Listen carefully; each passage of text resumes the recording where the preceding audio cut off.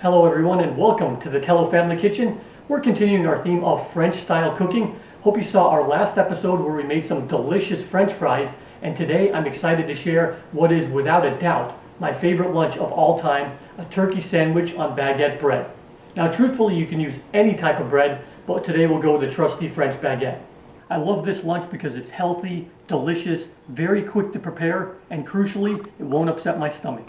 So just 5 simple ingredients. Here's our French baguette, honey smoked turkey breast, cheese, mayo, and then the tomato. Don't forget to wash this before you start. So we'll cut our French baguette here. I'll go with about this slice. And then I kind of like to go about like, not all the way through,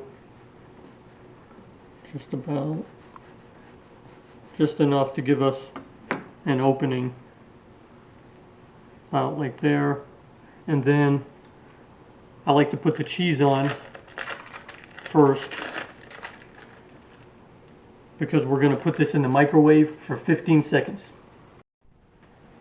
Then after 15 seconds you can see our cheese is nicely melted. It only takes about 15 seconds, and then these are pretty big slices, so I'll go with about 2 slices of the turkey breast.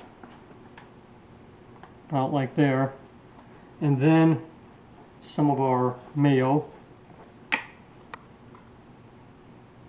I don't know who invented squeezable mayo, but that guy was a genius, or girl. About like there, and then we'll get some of the tomato.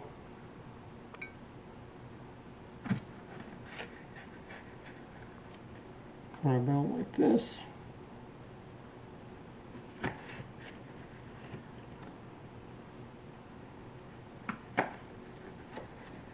These tomatoes are really good. Put some on there. And you can also add whatever else you'd like. Some people like to add olives or banana peppers, whatever else you like, with whatever bread you like. Then we'll give it a taste here.